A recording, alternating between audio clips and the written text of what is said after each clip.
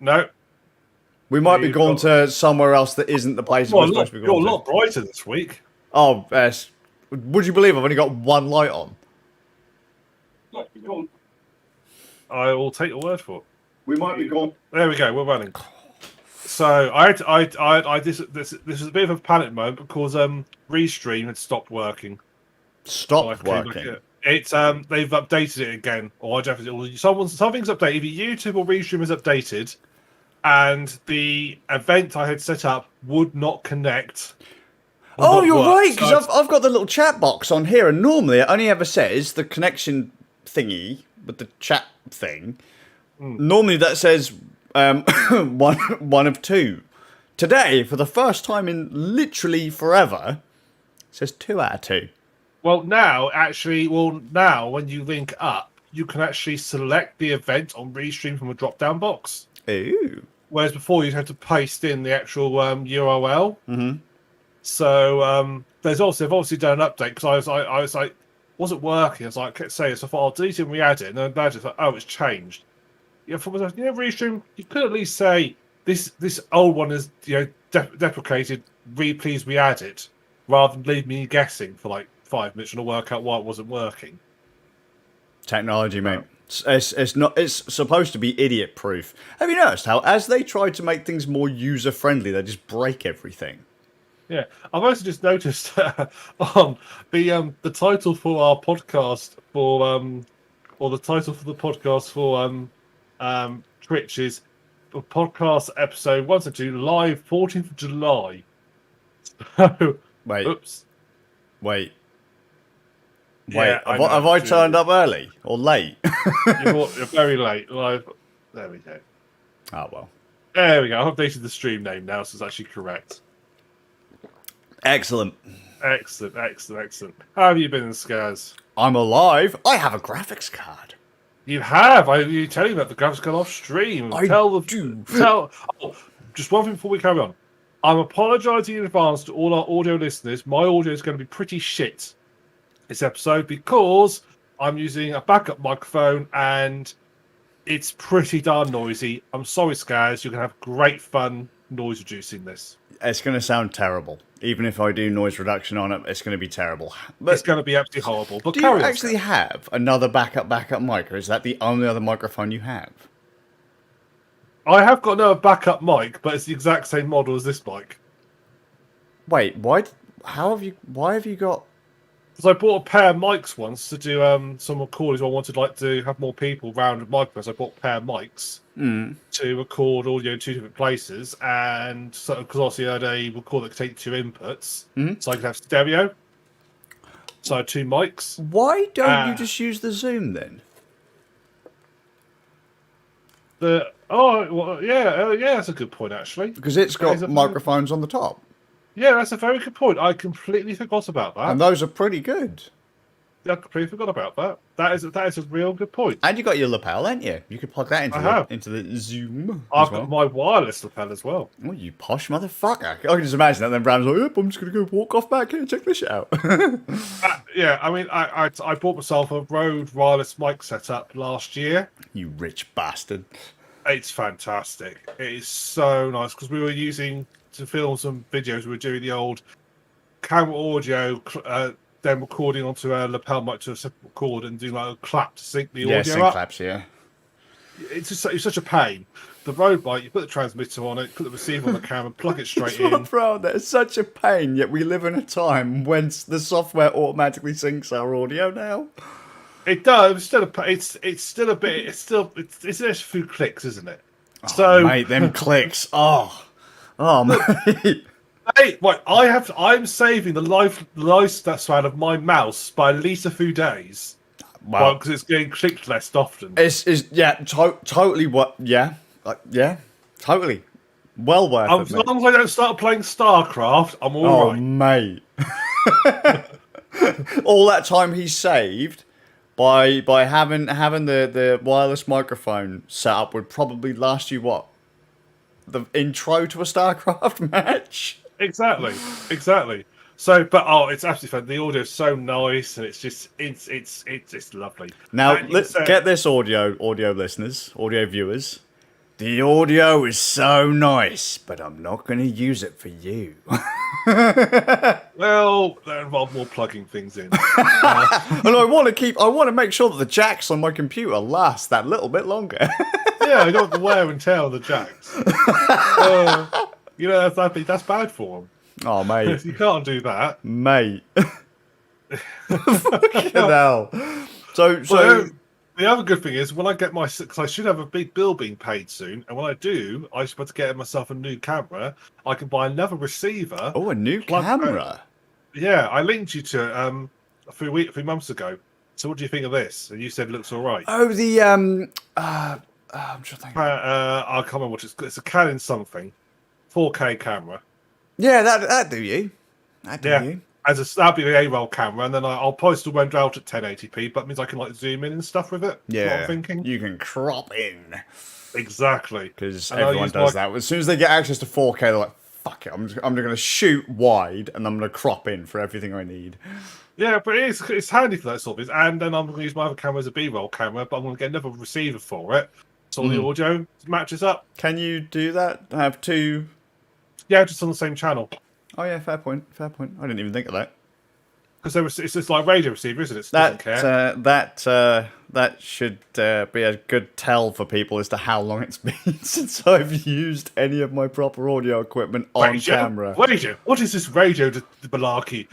Is that Mark Coney chap been up to things again? What is this thing about wireless audio? What is that? Everyone I know has a microphone shoved in their face hooked directly into a computer these days. When I started, we all used semaphore and just used to draw it onto the records. I feel that old. I really do. I really do. Considering the guests we've had in our house today, I feel so fucking old. I was able to make my sister feel old the other day. I went up to her and said, you know Final Fantasy X, the first Final Fantasy game, how you really liked it? She goes, yeah. I said, that's over 20 years old now. Oh, don't. That makes me feel ancient. I remember playing that. Brand new and everyone was so excited. And so old. So old. Yeah. It's near we're the dying. end. We'll soon be dead. Skazz will be fine. Yeah, no one will remember us. That'd be great. I'll find a way to make people remember us. Are you going to have your mind put onto an engram? And put on a Yes, chip? I am. Yes, I am.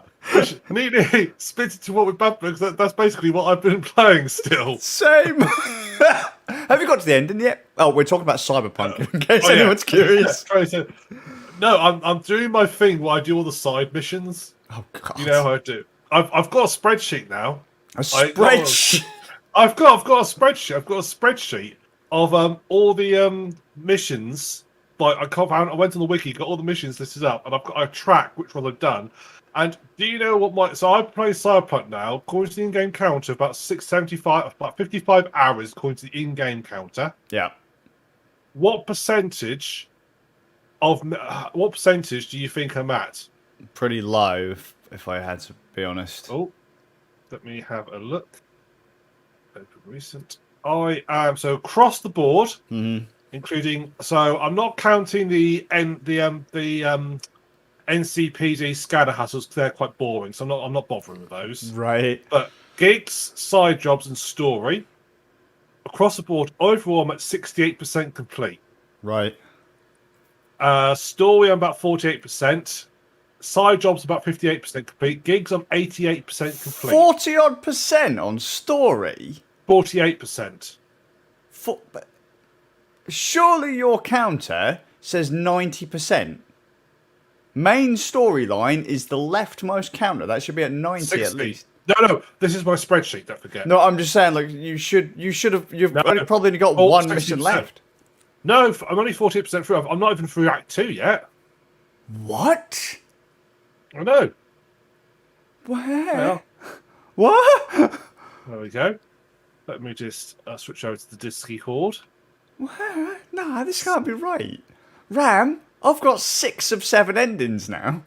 There you go. This is nah, Ram, mate. I saw. Let's put it this way. Okay, so I had guests today, and my guest was actually playing Cyberpunk, and she got through the entirety of the heist sub 3 hours. Okay, I could see it being doable if you really go for it. I could see it. I could probably see you pushing that. I would. She steamrolled it, and you know the I would say wall. you had to see Ross. Yeah. He got his first major ending, and I say major as in there are a few variables you have to do to get extra endings in the game outside of Arasaka. So major endings are anything that aren't kind of like the cookie cutter, this is what you get if you don't do anything else thing. He got his first major ending in about 25 hours. That sounds about right. So I'm doing because some of those side missions though are pretty. Some of those side upwards of missions about are 2 quite hours long. a pop. Yeah, easily. So I went my through. The gigs are quite short, though some of them can take a little bit of time. But yeah, I'm gradually working my way through that. I maxed out my street cred, but beginning of last week. Yeah. Which is actually quite easy to do, max your street cred. I think I'm level 39. Yeah. And I've now got a stage. I've got enough. I've picked up. There's two things I've picked up that have made the game so fun. I've now got a double jump. All right. Okay. I did notice So you'd fully augmented. Yeah, I can double jump. It's really great because it's like Assassin's Creed now. I'm just bouncing around all the buildings. And I've unlocked this new net hack thing, quick hack. It's absolutely fantastic. Is it the one that the contagion one that? No, it's called Suicide. Oh right, yeah, I've seen that one. Yeah. So there's several gigs which are the guns for hire, and so you have to find one person. So what I've been doing is sneaking my way around to find the person who want to take out, target them, and then hacking them with suicide. And so across the world of Night City, there's these people like this, like head mob boss or something, sat there, and also he gets up, gets pissed out, and shoots himself in the head. The suicide count in that. You know they've got the body count lottery. Yeah, They've probably now got a whole new one for suicides. yeah. You know, like the Euro Millions. There's one gig where in Central where you have to go to like this bar, and there's like all these other bad people there. You've got to kill the bar owner, and he's literally just behind the bar as you go in. Behind the counter. Yeah. And there's all these enemies there, and they're all sat round. It's like, well, you can't. If you shoot them, you're going to get a massive firefight, unless you have the suicide hack. In which case, you just suicide, and you casually you cast it, casually walk out the bar. I love that. Cast it like a mage. Well, let's be honest. The quick hack is basically you're a tech mage. It's basically, functionally, it's the same thing as a spell, isn't it? Let's be honest. It's So a spell. I cast that, and then just casually walk out the bar, and then a second later I just hear bang. Mate. So are you trying to get everything? Well, I'm trying to complete all the side. I want to complete all side missions, everything, yeah. And then the way I do these sort of things is I know where the point of no return is. I know the point where basically you get in the storyline and you sort of like you can't really sort of diverge. I know where that is. No, because they'll let you come back. I know they'll come back, but I don't want to do that. So, okay, I know this is how I play games. Okay, I say if every sort of RPG I play like this. When I know I get to that stage, right, I'm going to have everything completed by the time I get to that stage. So I can place one save there, and then I can always pop back if I want to, if I need to, and take a different path if I want to. Mm-hmm. That's basically how I'm doing it. Okay. So that's just me. That's because I'm weird. No, fair enough. Fair enough. Yeah, fair enough. But I've been just fine. So that is what I've mostly been spending my time doing. Just popping onto Cyberpunk every couple of hours or I say a couple of hours, like 4 or 5 hours, knocking through missions on the head. God damn. But I was just thinking, because surely there are some missions that, because of the way that you've approached them, you can't do others. There are a few that are linked, but mostly not. Mostly they still work. Okay. I've been so far. I've not.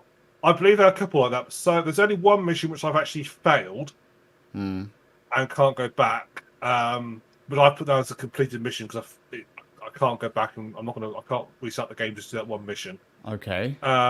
So as far as I'm concerned, it failed, but it's finished, it's done, it's completed. But I've not encountered any missions so far that it's not allowed me to do. Okay. So I'm gonna have to carry on. Obviously, you can say no to a mission, but I'm assuming you can then go back and say, "Actually, I'll do it for you." I'm assuming. I've not said no to any mission, so sure. don't know. But yeah, it's been absolutely It's just, I've just basically having great fun. Just I was just wandering around Light City. I literally have just went to the top of the map, and because it shows you all the missions on the map, doesn't it? Yeah. I just worked my way round the map. Gradually work my way around. I'm now at the level now where the next mission I need to do in the storyline has got a difficulty rating of very low. Yeah, I was going to say most of the stuff on mine is it's on the low, very low, like grayed out pretty much. Yeah, I went to one place. I thought I'll go and start working missions. So I was in one place. I thought I might as well start here. Started taking a hot. This is bloody hard. But I looked. It's like difficulty very, very, very high. But that's probably why it's quite difficult. So I thought there's quite a lot of food around the area like that. So I thought, I'll go and work my way around the rest of the map, come back. I'm now back there, and they're all saying very low. Oh, so there you go. I may have slightly out dropped the missions a little bit. You may very well have broken the game. Yeah, but I did the exact same thing. I think most game designers most players tend to play a chunk of missions, do a storyline, perhaps might come back to them later, or they won't play every single mission. And so I think they assume you're going to be sort of like getting to the end game, like levels like say 30, 35. Yeah. But then there's me who likes to complete everything. So the same happened to me in New Vegas. Yeah. I got to the sort of stage where I'd done all the side missions. That's all do the end. I got to the point of no return, and I basically stormed my way through all those last missions because I was so high level. They just even though they were level, they weren't really a challenge. Sure. So I finished. I mean, it probably makes sense to design your game that way. They probably could do more adaptive missions. Perhaps add a few extra guards if you're higher level. Probably could do that a bit more. Depending on how you answer certain missions, or depending on how you answer certain dialogue options, can actually dictate the difficulty of a mission to you. I've found. Yes, yeah, you can definitely fix things, change things, and adjust things. I think I completed on the sort of I've become romantically involved with Panam. Oh, everyone does that. That's practically forced. Yeah, you can say no. I had sex in it. I had sort of almost sex in a tank, which was quite fun. There you go. I see you've done River Ward's storyline. Yes. Predictable. Oh yeah, but the mission he did that was slightly disturbing for me. The one he yeah, sure. That's slightly disturbing. So that's the one I had. That's the one I was like. I did that mission. I thought I'm not playing this anymore for the rest of the day. I think I've done a majority of the. Well, not quite. I've got access to every ending possible at this point. Yeah. As I said, there are 7. I've got 6. So I've just got 1 left, and I know how to get that. Are you reading how to access these missions, or are you just winging it? Because I mean, you're really spoiling it for yourself if you're reading it. I'm not reading the missions. I've got the list of all the missions, but I've not read what the missions are. I've not read like how to do and what they are. So I've just got the list. I've got the names. Sure. The names really tell you. Some of the names give you a little bit of a clue. Mostly they don't tell you anything. So yeah, I'm not spoiling anything. I'm not reading any missions. I'm keeping very clear of any. I've literally just got the list off as a resource. Yeah. But I'm not made to make sure I don't miss anything because I hate thinking I've missed something. Sure. So the game doesn't really let you miss anything because it is quite good that it does actually show all the missions on the map for you. At the same time, I also like seeing numbers go up. So I like to have the spreadsheet. Fair enough. I mean, I've my technical I think my stats wise, my technical ability is nearly at 20. Hacking is probably not far behind. I have had to put a couple bit into reflexes and into reflexes because I having to do the missions where you fight people, the beat the brat missions. Which I think I've got 1 left to do. No, I'm not a melee focused character, so they weren't hard, But there was a case of basically I had to spend my entire time blocking, and then at the smallest moment when they're free, just get punching and then block again. I couldn't really go on the offensive because I just wasn't powerful enough to do it. So they were very much wearing them down. Yeah. I mean, I took on Rhino, I think her name is, and she could take me out in 2 hits. Oh, there you go. That's how bad. If she got one hit in, one more hit, and I'll be gone. So that was our 2 point. Our fight probably took about 10-15 minutes. Damn. I spent most of it my hands up, a little jab here, cage. But this was quite funny. I don't know how the logic works in the game, but I've got the mod that when you get down to if you're at a certain point, you like discharge electricity. Yeah. And occasionally she'd trigger it. So I'll just electrocute her. And watches the girls, which got to wail on her quickly for a few punches, and then quickly put my arms back up because she just shoved me. And it's yeah. So that's the. I mean, they are probably they are as side missions. They're probably the worst ones I've had to do because they are just a slog. Yeah. Because I'm just not equipped for it. So it's just a slog, but I am quite pleased with my intelligence up to max. Stealth. I've focused heavily on stealth. My pistol now. If I get a headshot, it's not unusual for me to do something like 32,000+ points of damage. Yeah. So you went cool for your crit bonuses. Yeah. So if you're using a pistol, I'm surprised you didn't put more points into reflex. Well, because I like to so because I've got somebody with PLs, I don't really need to Skazz. Mm-hmm. You know, I'm doing that much damage because I've got the mods on the pistol that like increases the critical hit chance, increases the damage if you're on stealth. I've done something cool. I've increased the ones on I picked a few in the pistol that does that. I don't really need to. I'm taking most enemies out, and if I hit shoot in the head, I've took them out. Yeah. Generally, I've got Panam's sniper rifle, which is I've upgraded. That's brilliant at long range. Mm-hmm. Again, that does that's someone's pushing 40,000 points of damage. Yeah. So it's absolutely great. So I've got my playstyle down. It's sort of bounce about, suicide people, and occasionally pistol them. Fair enough. So, and how about you, Skazz? Oh, mate, I've steamrolled the game hardcore. Right, that's just how I've played through 6 of the 7 endings now. I've liked most of them. Johnny has not been as much of an asshole to me as people say he has been to them. Yeah, I love it. I think it depends on dialogue choices. Yeah, because you can become quite close to Johnny towards the end. Yeah, I was reading. You know, occasionally you get relic malfunctions. Yeah. Aside from the story points when that happens, if you are like just doing normal dialogue that happens, it's probably because you've said something he doesn't like. Oh, right. Yeah, so if you get lots of them, you're not resonating with him very much. See, I don't necessarily believe many of these guides because they're. So after I beat the game, I had a look back because I was like, okay, I've only got XYZ percentage in the Johnny Silverhand section. What's going on here? And a lot of people said, well, that tends to cap out at about 70% anyway. And then I went through this rabbit hole of like all these little bits about Johnny Silverhand. Most of it I already knew because I'd already beaten the game. And there are a load of things saying, well, you can miss this if you don't do that. Or if you want to get this super special secret thing to befriend someone in something, you have to use these dialogue options. And I was like, well, that's funny because I didn't use any of those and I've done those quests.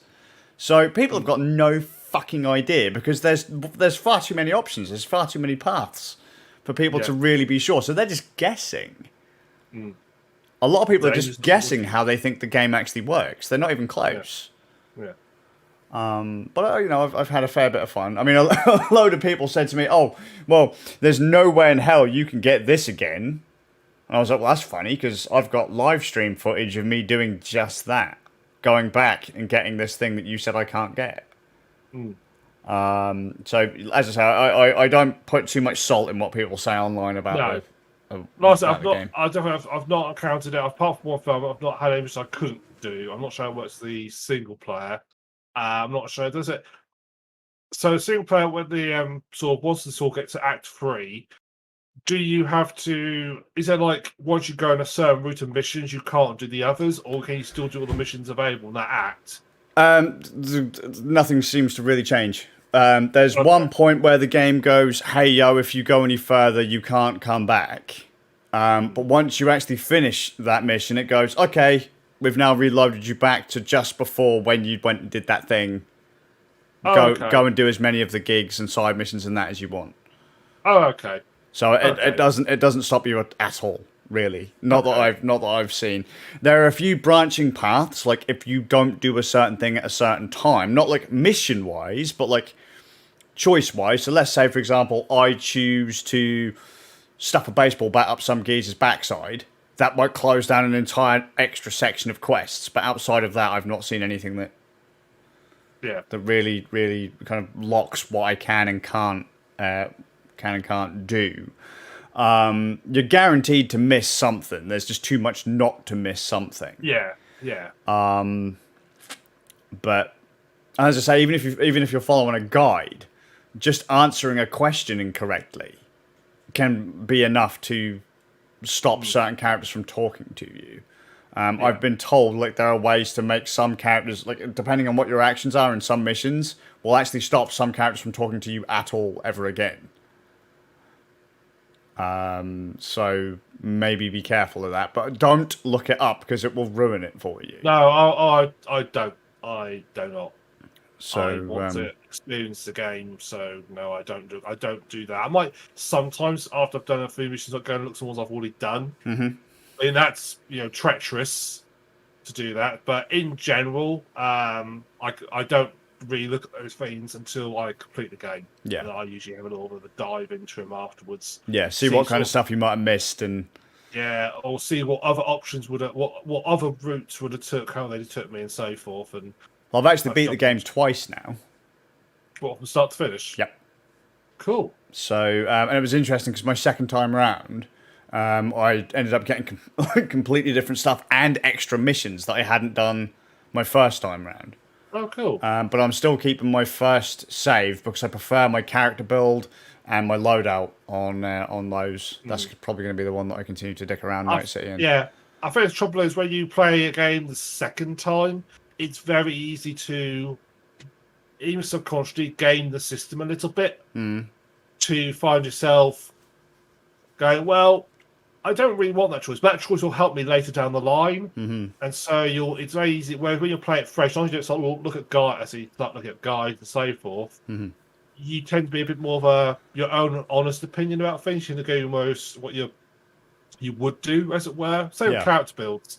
You tend to build a character how you would like them to go, and then at the same time you might say, well, actually, I know that quite early on, technical ability becomes quite important, so I'm going to put all my points over really early, so I've got them, so I can blitz through the later sections. Well, I mean, in my case, my second playthrough, all I think I must have only answered one thing different, but that unlocked an entire extra mission that I hadn't done before to allow me to get backstory on a character I didn't know about before. And like I said, it's literally one dialogue option. Normally I'd be like, yeah, go on, off you go do your thing. But this time I was like, no, I'll join you on this one. Cool. And so I go and join him, and I got a whole bucket full of extra backstory that I didn't have last time. So like nothing. It's not like I'm purposely going, I would say this and then that. No. But it was just interesting to see that literally, if I changed one dialogue option, so much extra stuff kind of came of it. Yeah, it's been fun. I think you could probably dick around in that for days and days and days and days and days and still not really understand where each and every path ties together. And I mean, some dialogue options will literally give you the same result.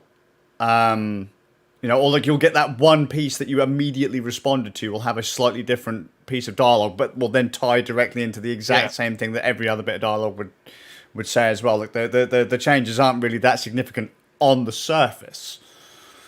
But on my second run through, I changed so much I actually changed 2 of the endings for myself completely. Oh, that's cool. And That's it turns out that I can change on the last ending that I've got. Because of the way that you initiate, it will actually change which characters are visible in the ending. Oh, that's So cool. That's awesome. I'm looking forward to those. It's been really neat the way it's been tied together. I know loads of people like get really raggy about Cyberpunk, but it's been pretty good. But this whole kind of run on Cyberpunk was actually us talking about the fact that I got a new graphics card. Oh yeah, and so my just a funny little note. So I got my laptop a while ago that I was playing Cyberpunk on, and I had a guide with ray tracing. And my graphics card on my laptop is an NVIDIA GTX 3060, but the low power one. And funny enough, I can actually play the game. If I were to say lock the frame rate at 30, I could set the game to ray tracing ultra and near enough have a solid 25 to 30 FPS the entire way through. Playable. However, that's cool. Right, on my new card, which is an AMD 6600 XT, that's like the new AMD cards that have ray tracing on them. If I set that to ray tracing ultra, I get about, in some scenes, 12 FPS. Now, there's a reason for it. It's not that the card is less powerful or anything like that. NVIDIA has that wonderful trick, DLSS. So, you know what DLSS is, Ram? Oh, when it comes to hardware stuff, I go to one ear, comes out the other. So do tell me. Right. So you're running a 10 series card, correct? I'll bet it's gonna be like dynamic loading, self satisfaction. I don't know. Right. Well, it doesn't matter what DLSS stands for, but what it basically does is, let's say, for example, you're playing a game at 1080p. Right. Yep. It will take the game,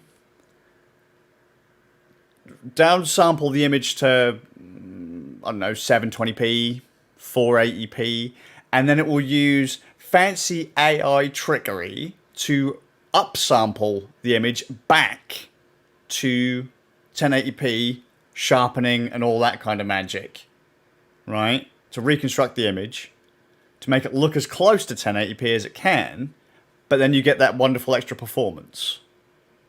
Right? Deep learning super sampling. There you go. So the trick is the NVIDIA card has access to that. And so when you turn on the ray tracing options, it will automatically turn on DLSS.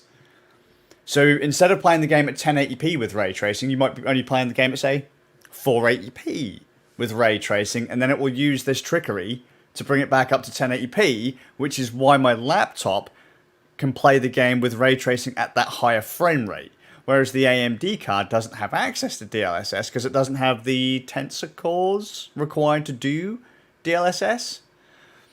So where the NVIDIA card can cheat, the AMD card has to brute force it, and obviously it can't.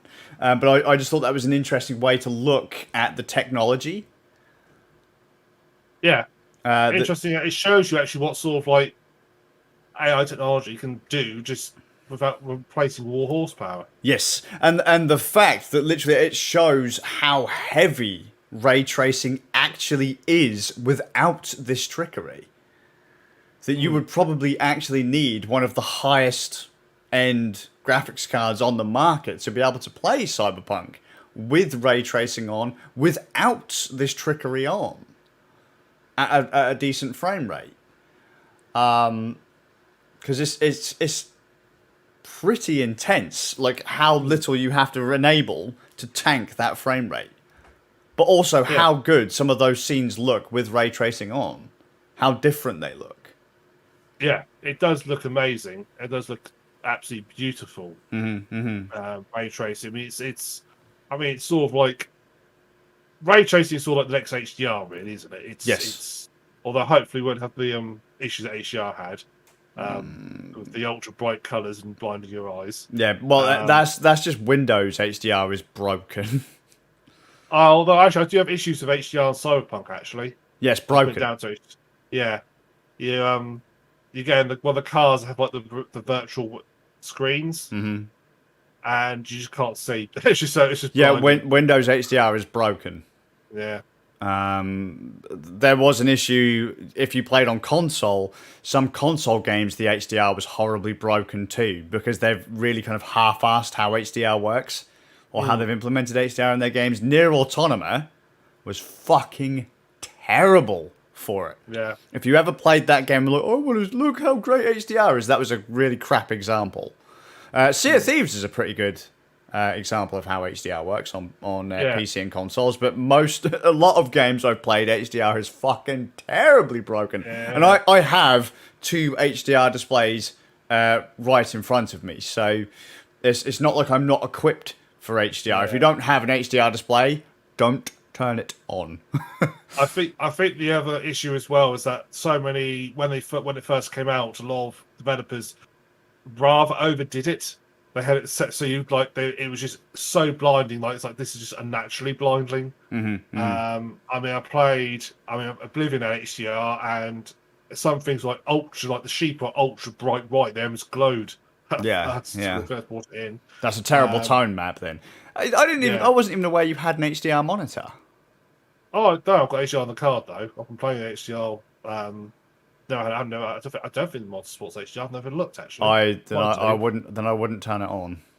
No, because that's kind of the point. The monitor is the monitor. Yeah. Motorsports. I don't know how to look out the specs. If your monitor can't display the range in which it's trying to tell the monitor to display it at, it'll just cut it off. And so then what should probably be a nice gradient to whatever color is probably just hard, like say white, for example. If the number it's trying to give the display is past its actual rating, I'm really oversimplifying here, obviously. If it's past that number, it's just going to bleach out white. So, for example, your sheep. If your monitor can't go to the number that it's trying to tell it to display, it will just clip it and white it. Well, that's possible what happened. Let me see. So why is nothing easy to find these days? Because if I go onto my monitor here, so I've just opened up the settings here, I do believe I actually have an HDR. Yeah, here we go. Picture HDR off. My monitor will change the way it displays the image based on whether or not the game or Windows is set to HDR mode. My monitor will then kick on the HDR color profiles. Yeah, I can't find my monitor model easy enough. So after I don't know if it has it or not. Oh, fair enough. Might do. It's a say newish, but I bought it when I bought the PC. It's probably about 4 years old. Mm-hmm. I said, I wouldn't play anything in HDR if you don't have an HDR enabled monitor. What if I like to have my eyeballs seared and blinded? Well, a load of people I know actually told me that that's kind of the benefit to HDR, and I was like, I don't see any of these things happening. Like one of my mates was telling me how Sea of Thieves with HDR on was ridiculously bright, and I was like, okay, give me the rating in nits that it's displaying, and they were like, oh, it's this, and I was like, really? I go, dude, the light that sits next to my desk kicks out more light than what you're talking about. How is that even remotely bright? And they're like, oh, but it's so good. It's like, not really. That, and if you're streaming, HDR is just horseshit. It's not even worth it. Unless you've got a card or something that can tone map HDR, it's not even worth it. Which is actually something I can't do with my AMD card, because the hardware vendors for my capture cards don't support AMD, because I've got a funny feeling there's a bit of an under-table deal going on there. Because whilst the hardware encoder on the AMD cards is pretty fucking solid, no hardware vendor actually supports it. Like Elgato won't, AVerMedia don't. Yet quality-wise, it's on par with the Nvidia one. They just don't support it. So, but the card itself is nice. This is something we bought to basically try and diagnose issues that I've been having with my PC since my power supply popped last year. the power supply that popped it popped itself, and the motherboard, and potentially the RAM, and potentially the power supply, and potentially the graphics card. The entire PC, basically. I was going to say basically the entire PC was bricked by one power supply. Yeah, and I've never had a power supply failure go that bad. But it looks like it's just been screwing the machine over with dirty power the entire time since we bought it. Which is absolutely devastating, really, when you think that the machine was worth, what, $1,500? And I've slowly had to replace each and every component in it. The money you spend on that PC, it's frankly barely to how just some of the design decisions they built it. The fact they put the power supply on was such a low power supply for the machine. Yeah. And the fact it wasn't a good rating power supply. It makes you think, why? But you're supposed to spend that much money, you don't simp out those components. Yeah, for sure. I mean, that's one thing I say to people, like when they buy laptops or phones or something like that. And like someone's gonna say, well, what's a phone got to do with a PC power supply? Do not go out and buy the cheapest power supply you can find, or the cheapest power cable or charger or whatever. Just don't fucking do it. If you've got like an £800 device, don't go, I'm going to go and buy a £5 charger. That's dumb. Yeah. Don't fucking do it. Yeah, I agree with you, Skazz. I find it hilarious. I find that amazing. Yeah, absolutely. I see it all the time. Like, I'm not spending 20 quid on a charger. I was like, dude, your phone's costing you like, if you've got like you've got all the bigger smartphones, they're over £1,000 now. Yeah. Why are you cheaping out on the grab? Why are you cheaping out on that? The bit that provides life to the device. Yeah. The only thing you're going to plug into it. I mean, you're going to buy that actually, and the bit that can fuck it up because it can put too much power into it. Yep. And it's very easy to do now with USB-C. If it's not compliant and it doesn't complete the handshake and it just pushes full power to the battery, it's like, well, there you go. There's the charge protection gone on that fucker. That battery's toast. Yeah. Well, why would it do that? So because you bought a cheap cable that wasn't to spec. It looked like it was to spec, but how can you really tell? No. Spend the money, get a brand name that's got reliable. People generally said is reliable. Do your research. Don't go by review sites. Look what people actually say they use and have no problems with. Yep. Pick a brand, and if they seem good across the board, then just look out for them in future. Yeah. I mean, that rule doesn't hold true to everything. It should be said that production lines always have a couple of duffers. Of course. And given the amount of product coming off these lines these days, it is not terribly unlikely that you're going to end up with a shit one. Yeah, but someone's going to. Yeah, just like, and it's most likely going to be the people who have got the shit ones that are going to be vocal about them online. Yeah. Like I could say, never buy Corsair RAM, never buy Western Digital hard drives, never buy Samsung memory cards. Never buy XFX graphics cards.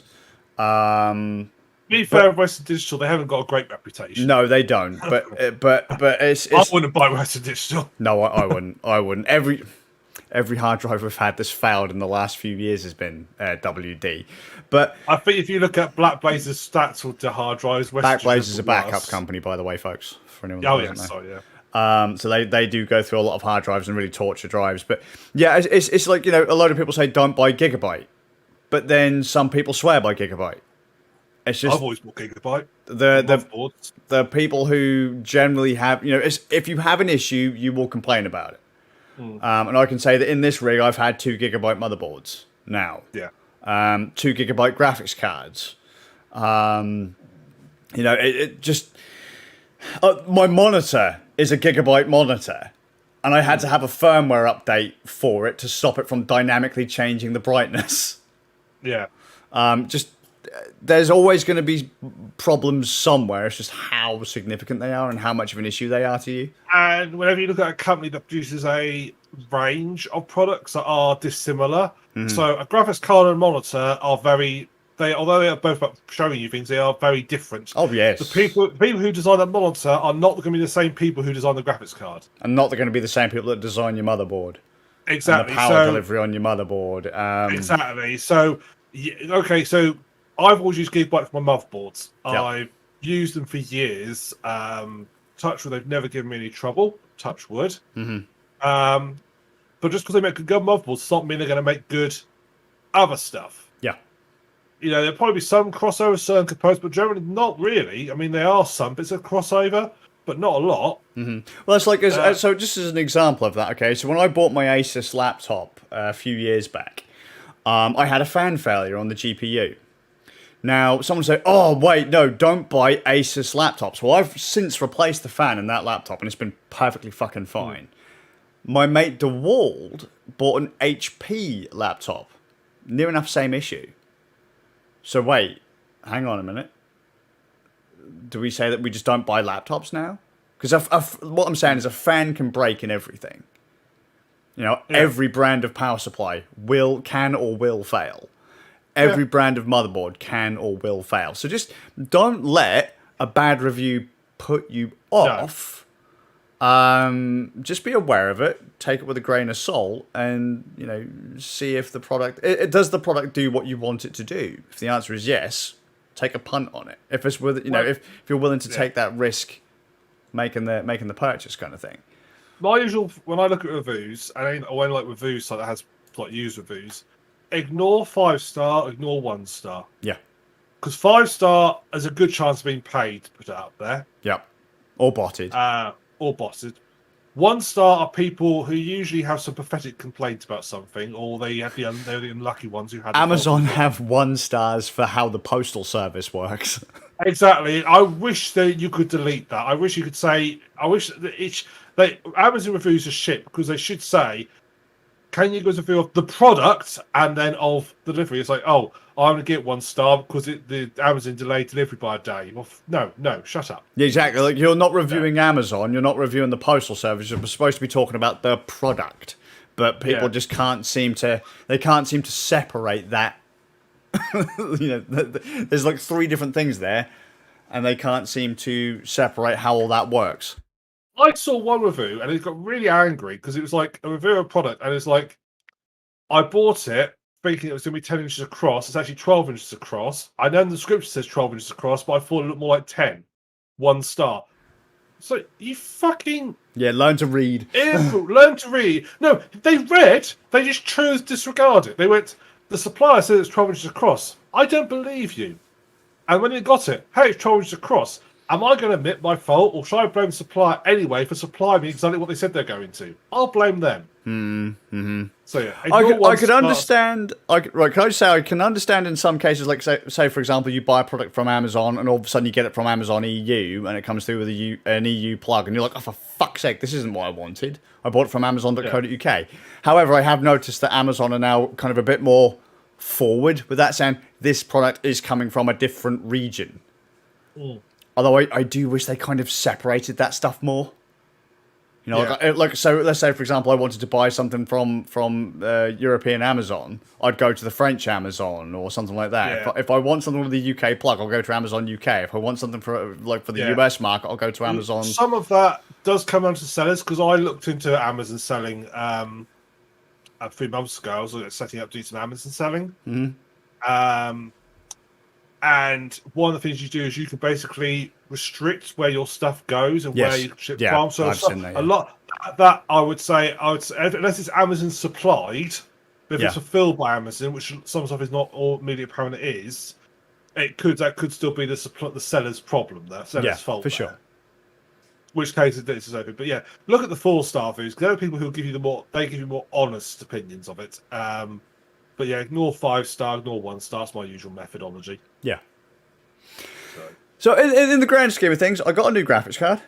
It wasn't hugely expensive, but then it wasn't as cheap as I'd have liked, to be honest. But it's allowing me to stress test the machine, and the new aim of the game is literally just to save a bit of cash every month, and I'm just going to build another machine from scratch by hand as I can afford it. Yep. So next option is to buy a small case, a mini ITX motherboard, new proc, new graphics card, new RAM, and then just kind of start swapping between, so I can actually have 2 machines of this generation where I can then start diagnosing problems, because most of my hardware is still from DDR2 and DDR3 days. We've been running DDR4 RAM for fucking eons now. So being able to diagnose problems has been really difficult. And I'm not just diagnosing problems with my own hardware, I'm diagnosing problems with other people's stuff. It's time I move my kind of test rigs up. And it doesn't hurt to have spares. No. To be fair. So, yeah, that's the plan. But the rig is running now. We're running the stream off of it now. So, you know, and I actually did an entire second run of Cyberpunk on it without it crashing. So that's saying something. Whereas before I could probably run for like, what, 2 to 3 hours here or there? Yeah. And I've not done anything with fan curves or anything like that. I've not overclocked, undervolted, or done anything fancy like that. I've just literally gone, these are the drivers, these are the defaults, go, go, go, go, go, and then just see how it happens, see how it runs. And so far, it's okay. We have had a few issues, but then as I described or said to you off podcast, was that it seems interesting that sometimes after I install Windows updates, the event viewer will say that my machines have suffered with kernel panics. And I've got two machines that have done that recently. Yeah. Which I said is the most Microsoft thing ever, where the Microsoft update makes Windows panic. Yeah, it's great. Well, to be fair, I panic when Microsoft update things. So you know, I have sympathy for Windows. No wonder it's having a seizure. And I'm not the one who's being operated on by them. You know, it's like imagine it's like every time you're surgeon, you have to have this. At some point, you're going to be operated on by this surgeon, but you know they always slightly fuck up. So it's like that sort of panic level, isn't it? I've had surgery from surgeons like that. That's why what should have been routine took 3 attempts. Yes, but did you go to Paget, though? Yes, I did. But even Norfolk and Norwich have fucked up for me as well. So. All right.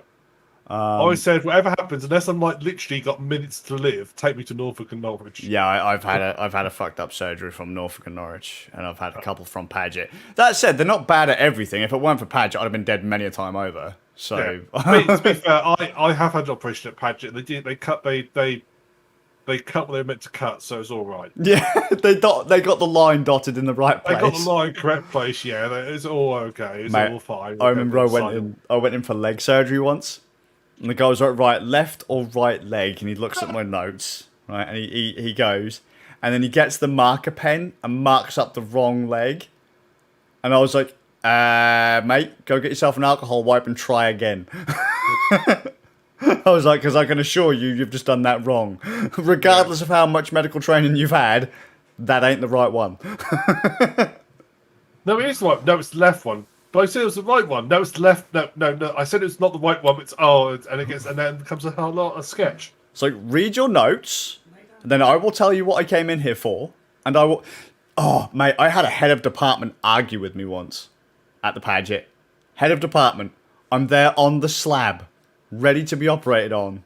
The guy that sent me down for the surgery, the guy who said I needed the surgery, argued with me as I was then about to go under the knife, saying, well, what do you need the surgery for? I was like, do I look like a fucking specialist, mate? I go, you are the one that told me I needed this fucking surgery. You're the one that decided this, not fucking me, mate. I ain't the one with a medical degree. I ain't the one that's head of department. Figure it out, son. Yeah. Oh, I love it.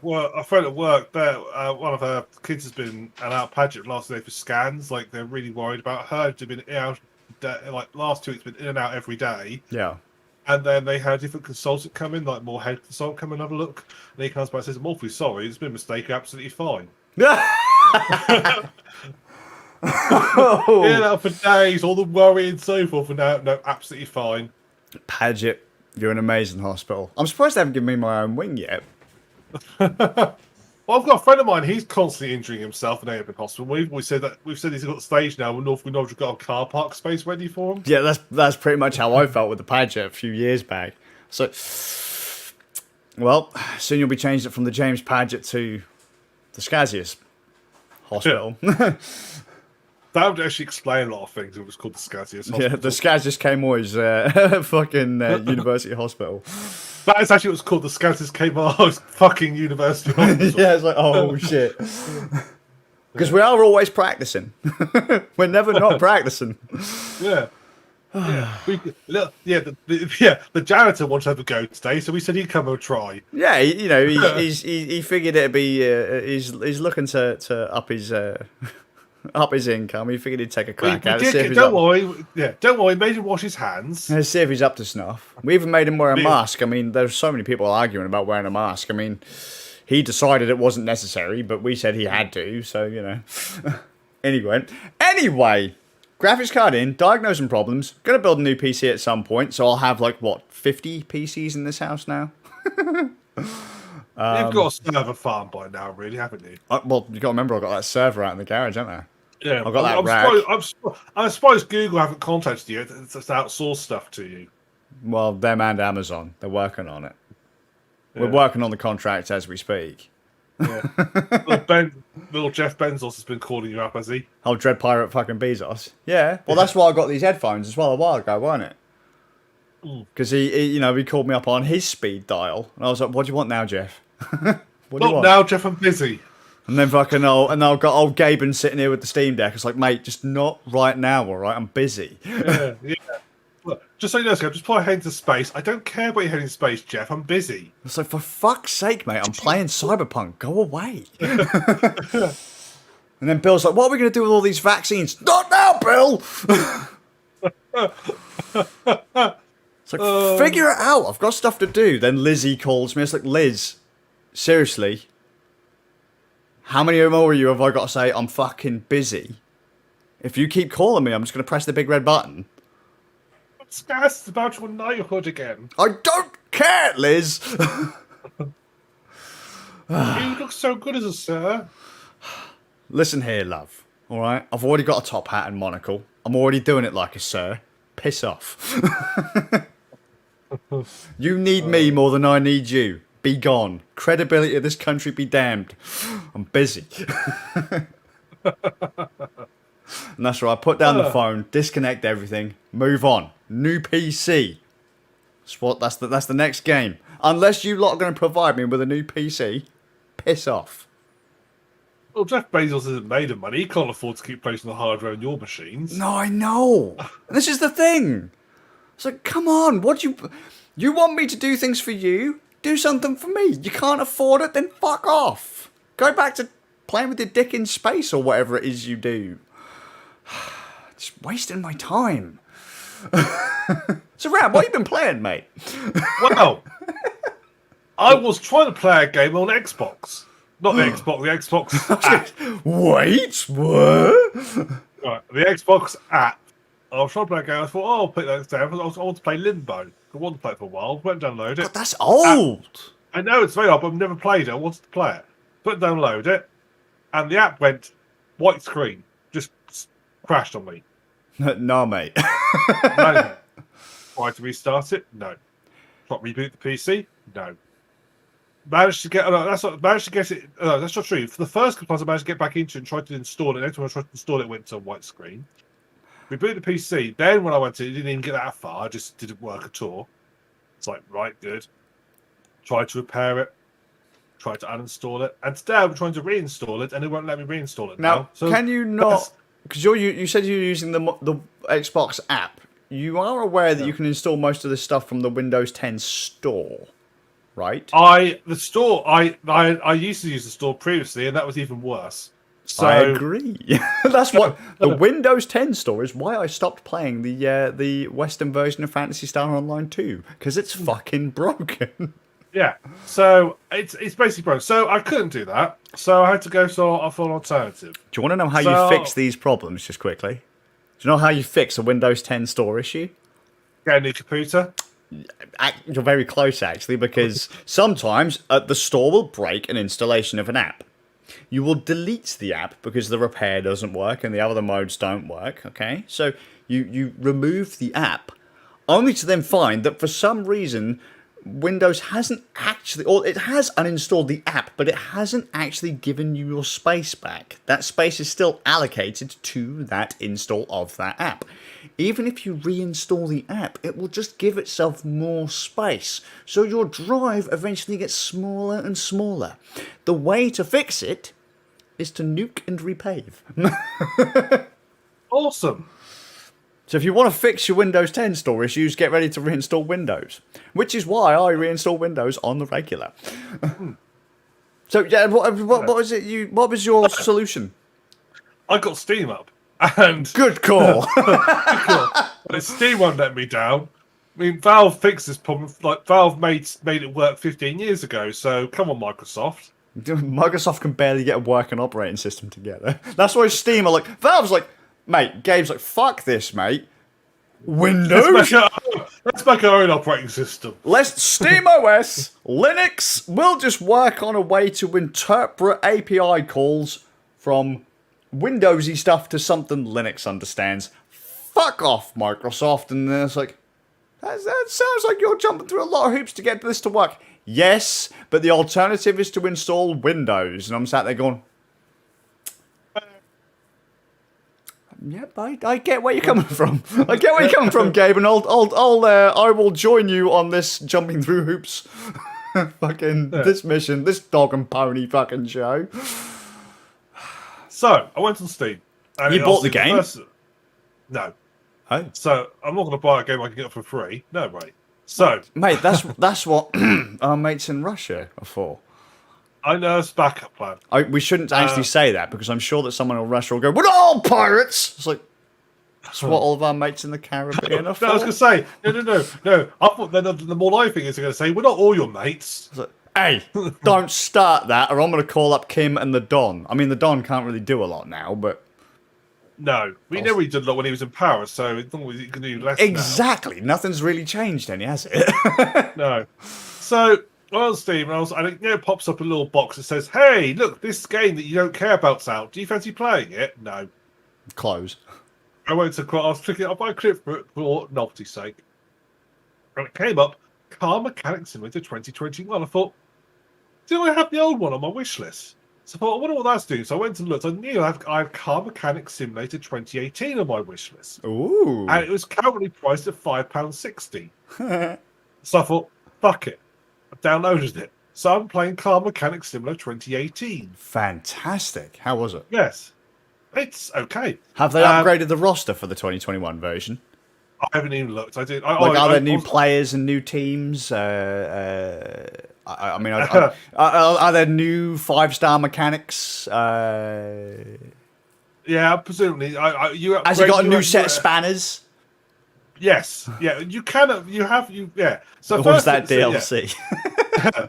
Well, so basically, you play as a mechanic, and you have to repair a car, and several cars actually, not just. I was going to say just a car. That's the easiest job on the planet. So that's all the thing it sells you at the start, where it shows you basically the little cinematic start. I mean, I was quite impressed. Cinematic actual people in it.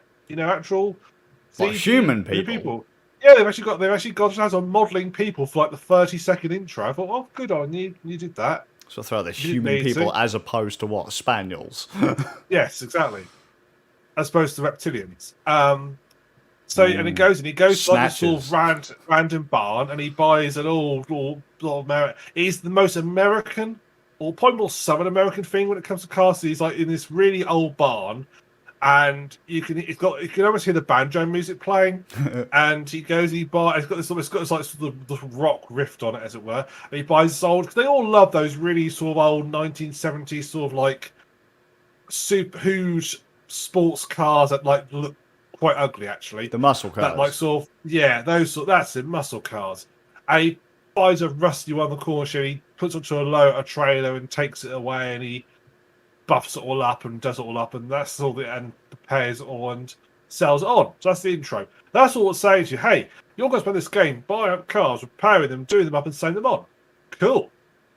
So it's another house flipper style thing, then. Yeah, really. it plays very similar to House Flipper actually in many ways. So you go and say, start the tutorial, and the tutorial's fucking shit. The tutorial teaches you absolutely nothing. Press buttons. It's even worse than that. It's like you're in a tour, you're in a massive garage with like a couple of cars, and there's like this big garage, like all this equipment, and once you walk up to a piece of equipment, it just goes, "Oh yeah, you use this equipment to take or to collect oil from a car's sump, so it doesn't fall on the ground, otherwise you'll get a fine."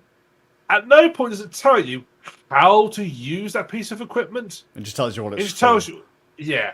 And that's how you work your way around the whole thing. It just tells you what they're for, and then at one point to tell you actually how to do it. I can write the tutorial, Ram. I can do this. Ready? Am I close? Yeah. Right.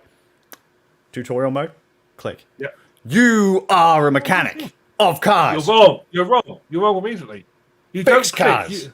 No, you don't. There's no clicking required. You just look at it, and immediately it pops up. What? So you don't click the tutorial. You're in the room. You're in the room. As soon as you look at a piece of equipment, it pops up and tells you what it's for. Interesting. Which is very annoying. Huh. But what if I don't want to know what it's for? Well, you ain't got a choice. You're going to be told. And what if I don't want to fix cars? What if I want to unblock the toilet?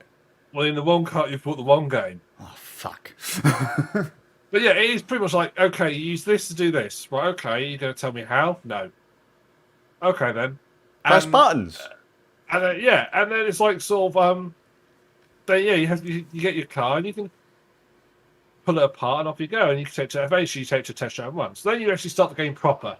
So you start off in a small garage, like literally got space like sort of one car on the stand and one car sort of in parking, as it were. So you have a couple of cars in there, and you basically got pick up jobs. To you basically get a phone. There's a phone you can go to, and if you answer it, you people will basically ask for jobs to be done. Like, oh, my suspension's playing up, and you take the car in and you repair it. So it's quite nicely in depth how you actually have to do things. So you basically will approach the car. So certain things work certain ways. My car doesn't work. Oh, what's wrong? My car doesn't work. Okay, why? What's wrong? Oh, my car doesn't work. To be fair, the game does help you out in this respect, because most of the people who, apart from the story missions, or story cars, so I should say, the normal cars, if you pick them up, just come with an actual list of all the bits that are wrong, the exact parts that are wrong. So you just go buy the new parts and just swap them out, which makes life a lot easier.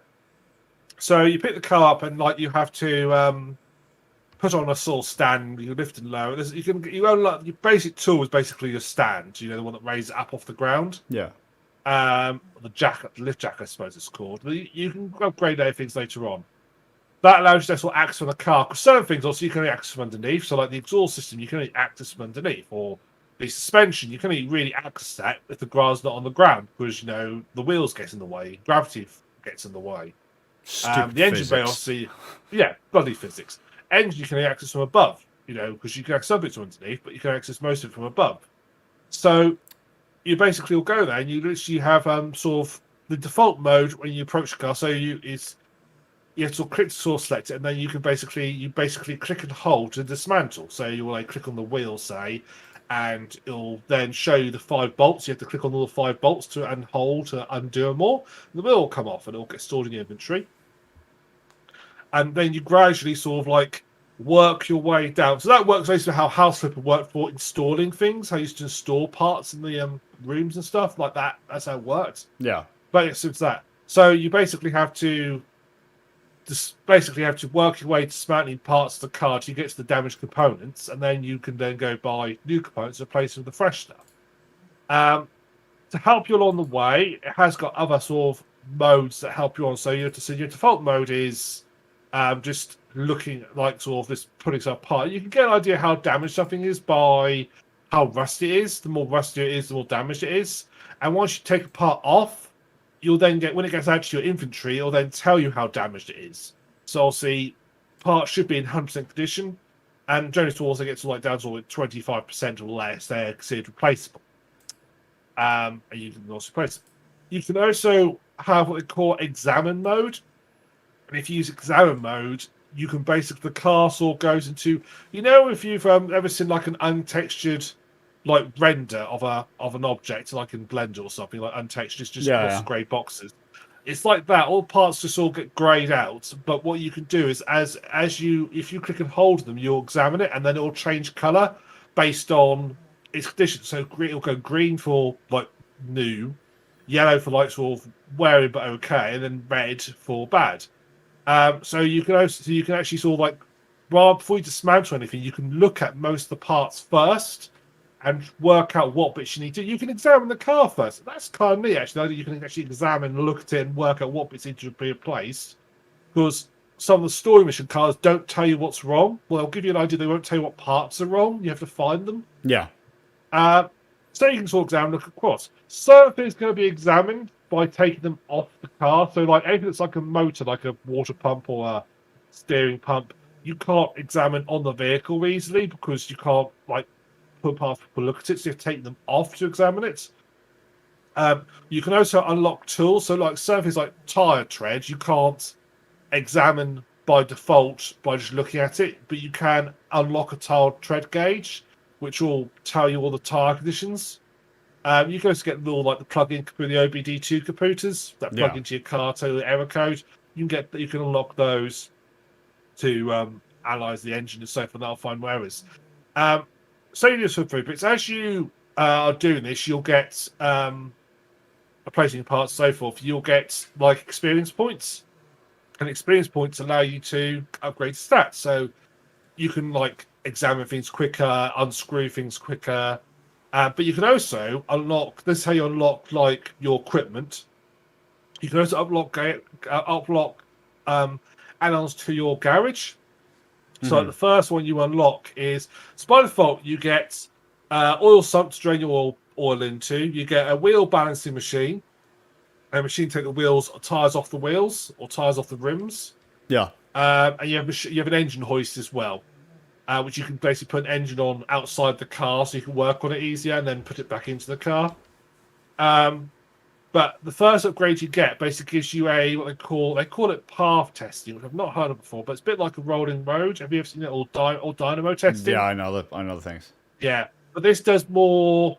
This is more to test like your brakes on the car and also your suspension. So like you'll drive the car forward, and you sort of have to brake, and it'll work, and it'll give you stall status. So by doing that, it gives you a report afterwards, like of all the suspension components, all the brake components, sort of afterwards, of which ones are worn, by just doing this one path test. Then, if you go into your examine mode, they'll already be highlighted red, so it saves you a bit of time having to do examination. Same with the other tools; they highlight stuff that's broken, so save you a bit of time having to do it. So you can replace them, and you basically do complete jobs and so forth. Now, the sort of point of the game is you are going to buy other cars and do up. So as you get more experience and as you get high levels, you'll be given maps and so forth to like locations where you can go buy vehicles. And this is probably sort of the first one, a slightly annoying part of the car, is that it takes quite a long time to get enough money to buy your first vehicle. So the first occasion I got to buy something was called an old barn. You go to this old barn, it's just like a couple of old bangers in it, and the vehicle's like 20 grand. Well, I was averaging about £1,500 per repair. So that's a lot of things I got to repair just about to buy my first vehicle. Yeah, I get and it takes quite a long time. I was like, I'd like to sort of like at least give me something like something really worn down for like sort of like flight. I'd rather have to buy something for like 5 or 6 grand, but then have to spend a lot of money on parts and gradually do it up. Like, I'll do a job and then I spend the extra money for the job to, like, I can replace my front suspension on this car and gradually do it up. I'd much rather that than be expensive from the start and still have to do that. So, like, that's all like, perhaps you can give me one for free, like, this all start, like, this car's really shit, sorry. It's so much rusty part, but if you can do anything with it, do anything about it, and you can just have it sort of for fun. Yeah. And do that. I would like that a bit more. Because it is surprisingly grindy. It's surprising it takes a long time to level up. I mean, I think I'm like level 5. I've played it probably about in-game, probably about 3 or 4 hours. And I'm like on level 4 of my stats. So it takes about an hour level there. It's quite a few cars you do to get up a level, but I'm getting quite quick at some of them now, because once you know what the bits are, you can get quite quick. So it's taking time to get up there.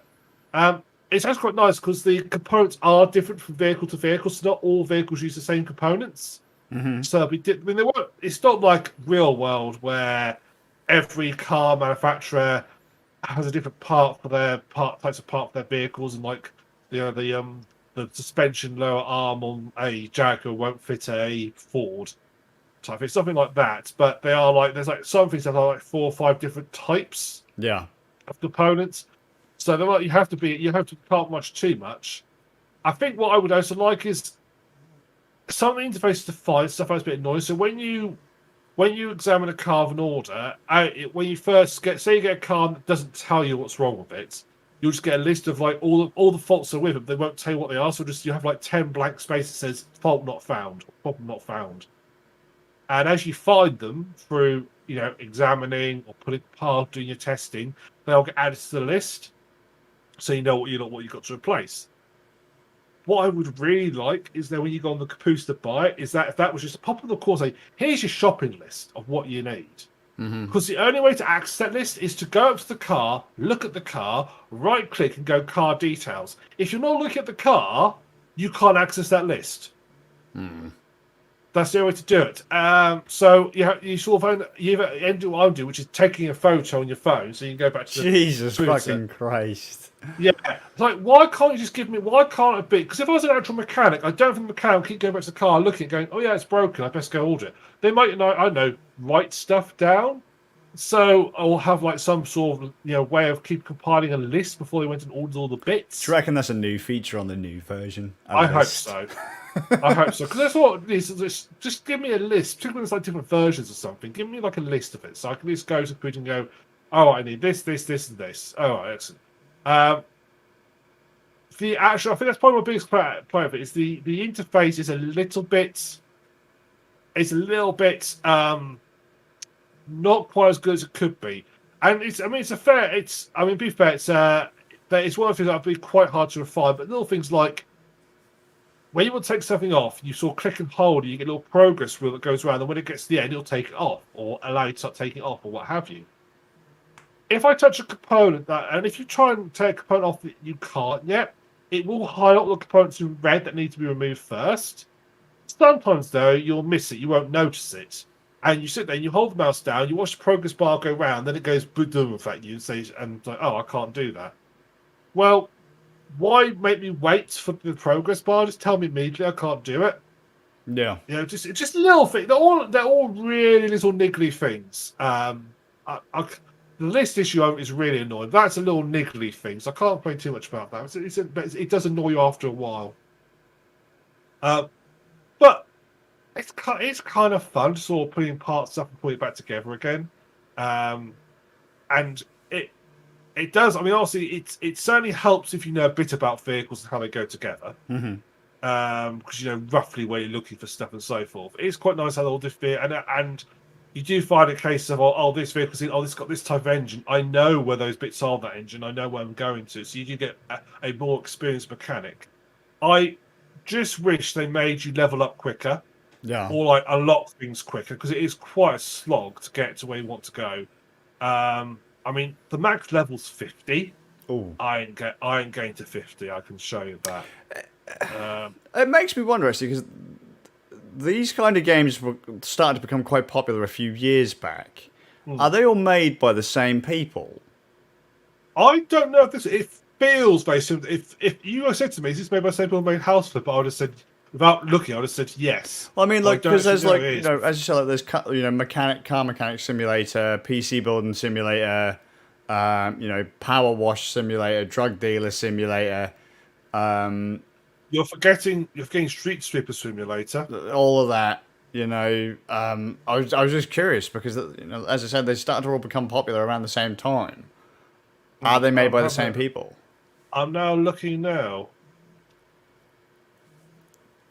Okay, that's random. Right, they're all made by different people. No. Okay, so this is the Playway. I'm assuming they're the publisher or the developer. Oh, I just actually look. Published by Playway. Playway are the publisher. They also publish House Flipper. So there you go. That's something. But I don't have the developers the same. They produce Car Mechanic Simulator, Farmers Live, Wedding Designer, Prison Simulator, Mech Mechanic Simulator, where you've got things. I'm Your President, House Flipper. Oh, there's a House Flipper VR. That's cool. Thief Simulator, right? So you go for this, and then they have a game called Lust from Beyond. Oh, yeah. Sounds A great. Victorian mansion, a cult worshipping, an otherworldly erotic diary. Among all that, you explore a world inspired by the works of Lovecraft, Geiger, and Basinski. See for yourself, they're known as a dark ecstasy. I just love the fact that just stands up like a thumb. Okay. Train station renovator. Welcome to an old ruined train station. You get to renovate it. Exactly what I've been waiting for a game like that for literally minutes. Yeah.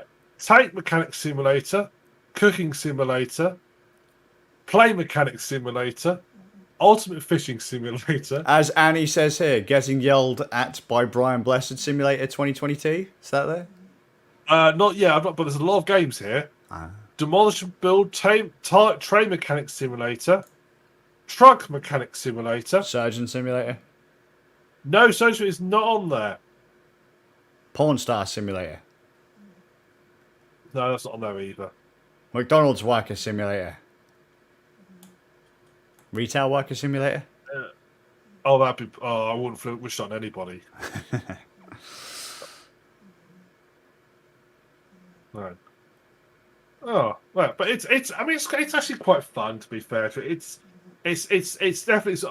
I think it'd probably be more fun when you actually have a car you do up.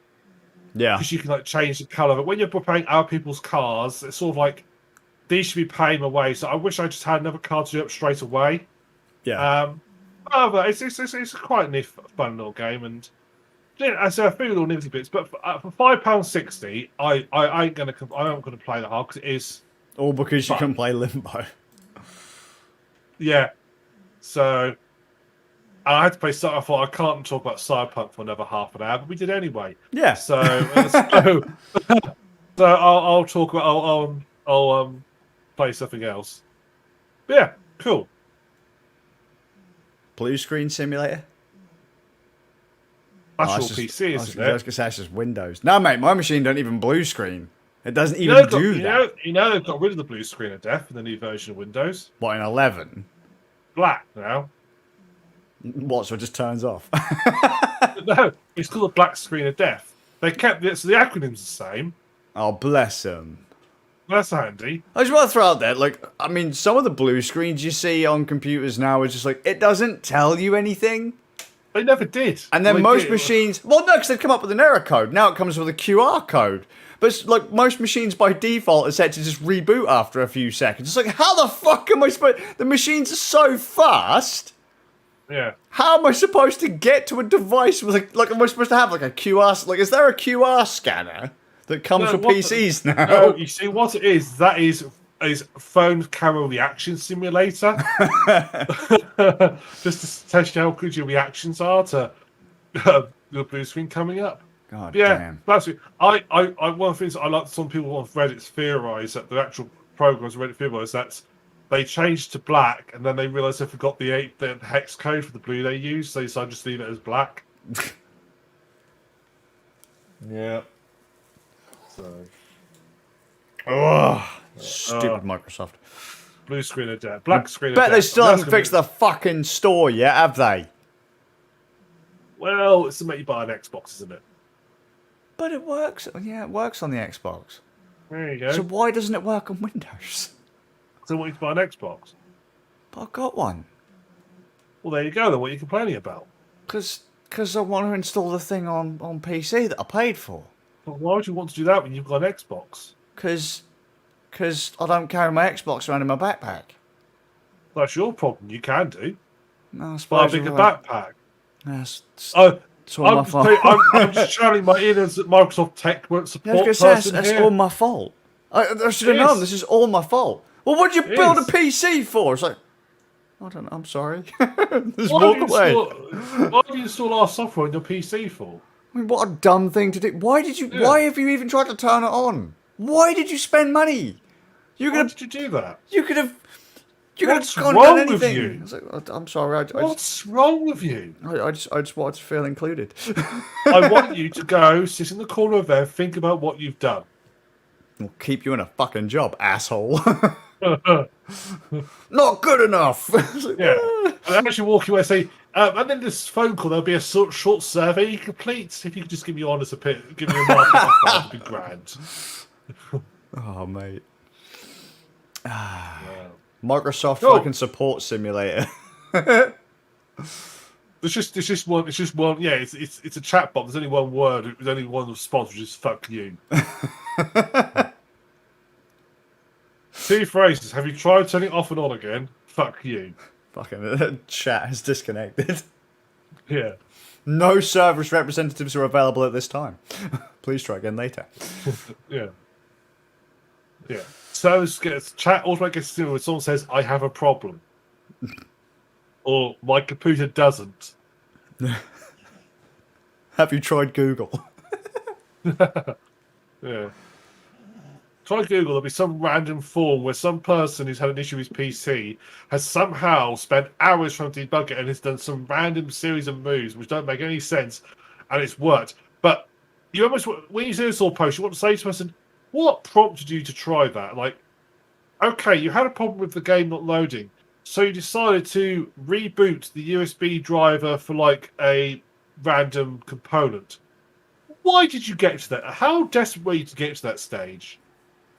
You tried unplugging your speakers and plugging them in again. The game loaded. That's actually funny you say that. I've got a game where, depending on what my output device is for sound, will actually dictate as to whether or not the game will load. Yeah.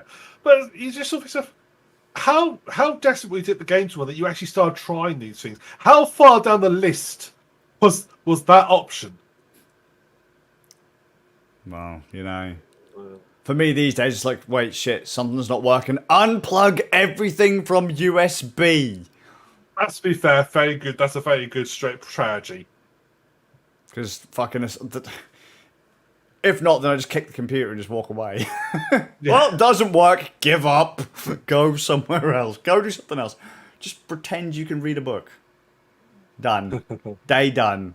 You know? Yeah. You want to get work done? Just give up. Why? Yeah. You got to use a computer. Give up. Okay. What am I going to use all this hardware for? Just look at it. If it, just imagine it. Just imagine how much fun you'd have been having if it worked. None. Because it'll never work. Don't lie to yourself. Yeah. Well, send some screenshots of a working PC. Just stare at them, make you feel better. Just put just tape. Just get some crayons and just draw what you expect your desktop to look like. Yeah. Because we'll update it and it won't look like that anyway. We did that. You remember back in college, we could back in college we upgraded the systems where there was a trick where you could change your desktop wallpaper, but you couldn't install anything, install any software, have any icons on the screen. Do you remember that at that stage? Mate, I remember entire stages where they hadn't allocated me any storage. Oh, that's true. So I couldn't save. They locked it down so you couldn't install anything. Fair enough. But you could change the desktop background. Mm-hmm. So one day at home, I went to my desktop and took a print screen of my desktop. Oh, you cheeky bastard. And changed the desktop background to that. That threw him. That threw him a little bit. Let's just say the IT staff there weren't particularly sharp. No. I think there was one person that seemed fairly switched on, but he was like lazy. So Just like, it was very much the it crowd, their IT staff. Yeah. One was anyway. One they either were helpful but had no clue, or knew what they were doing but just lazy. just couldn't be fucking bothered. Yeah. What do you mean you can't save? It's like, well, because you haven't given me any storage. What do you mean you haven't got any storage? Look at it. None. Available. None. How much can I have? None. Would you like to save? I can't. Yeah. You ever thought of just, using a floppy disk? There's no disk drive on this computer, you asshole. It's like, Anyway. Well, anyway, that's me done. So That's it. Because I haven't played anything. Well, you've had hardware, I've had software. We have played stuff, but it's the same game we've talked about the last 2 podcasts. So yeah, yeah. Maybe at some point we'll play games that aren't about Cyberpunk. Yeah, yeah, yeah. Oh wow. Oh well. So, thanks for watching of the Suffolk Crown. Skazz. And you can join us on our next podcast on August the 28th. 2021 at 21:30 GMT, either on twitch.tv/radnerds or youtube.com/radnerds.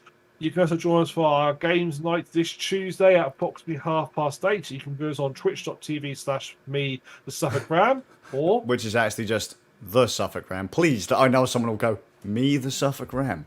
It's not working, mate. The Suffolk Ram. Suffolk Ram. There's only one Suffolk Ram. And then someone comes up with the Suffolk Ram 2.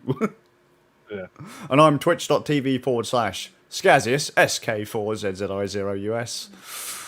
Yeah, so thanks for watching. We hope we'll see you again, and we'll see you in a fortnight. Yeah, Fortnite. Yay, Fortnite. Bye, guys. Dota. Battle Royale. Indeed. Part of me thinks we should do Fortnite for a laugh on games night. Oh, for fuck's sake. I have played Fortnite on stream. Oh my fucking god. Wasn't as exciting as I'd imagine. It was funny, it wasn't exciting. Okay. We should play Dota 2. Counter-Strike. Yeah. Yeah. Well, yeah. Team Fortress 2. Yeah. Should we do a time sync?